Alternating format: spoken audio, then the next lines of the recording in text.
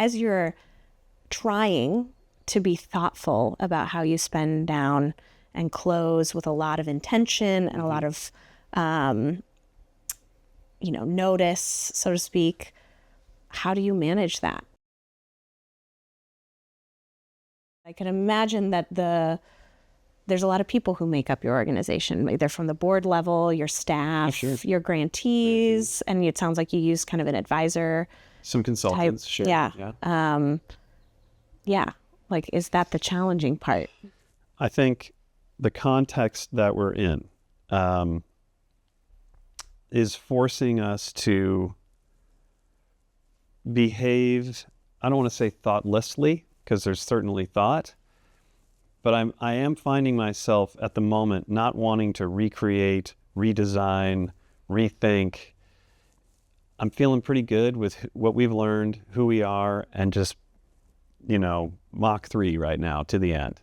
But we started the year planning to move a quarter of our assets, all of our assets and holding this year. We're going to end the year probably over half out. And that's because we all kind of looked at each other and thought, we looked at each other, and then we also looked at what our peers are doing. And, without divulging the access we have behind the scenes, I can tell you, you and I both have access to a lot of people in foundations talking behind the scenes that are backslapping each other and congratulating each other for their courage for moving 2 to 3% more above 5%, which I just find typical.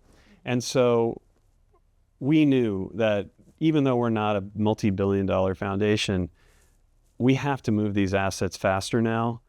I just don't think people are accepting the fact that what has happened in the last 6 months, as of this last weekend with the passage of the big stupid bill, all of this combined is a massive retraction of available capital in the nonprofit sector.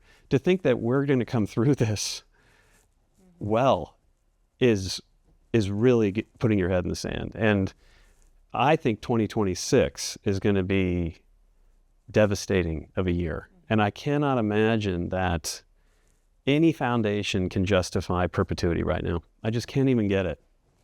So we're trying to get ahead of it and get aggressive in 25. And it's hard in these moments. This, I think, is by design, to get pushed into this place as a funder. When you have an outside actor acting with malevolence, they're pushing you into this place and forcing you to move thoughtlessly. You have to move urgently. That's what I'm feeling right now. It's a very anxious feeling. You kind of have to, I think spend downs are well suited for a moment like this because we have had to let go of so much already that we don't fret all that much about letting go of what needs to be let go now. As opposed to our colleagues out there who are like coming up with every narrative in the world as to why they have to hold on. Yeah. So anyway, what is your thinking on that? Because this context, this moment, and the role of a spend down in it, I think is the fundamental question I think it'll be of our time leading foundations. Spending down, spending out feels like a real charge. We should all be doing it. I also have this idea that everyone is a spend out foundation. They just may not know it yet. I wish that were true. But yes, go ahead. Please, well, the question will come up at some point. Yeah. Most foundations will have to ask themselves that question at some point, and they might choose not to do it. But they'll probably have to do it.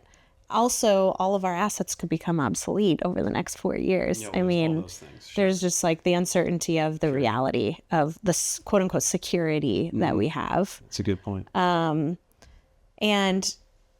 I think speaking to the other opportunities that you get with spending out are these different mindsets that you can hold. And that is both personal and institutional. And it's money. I mean, you are moving money, and you're moving more money, and you're putting it in community, and you're putting it in the hands of people who really need it, rather than sitting in an investment portfolio making money for us, which, we're going to end our life. We started with around $80 million. We're going to end having spent probably over $130 million. And if I think about that, I'm like, okay, so we made that much money. We made $50 million off of our investment. Yeah. Just money makes money, right? And that's great that we're able to give that away, but it's wild to me that that's how our system works.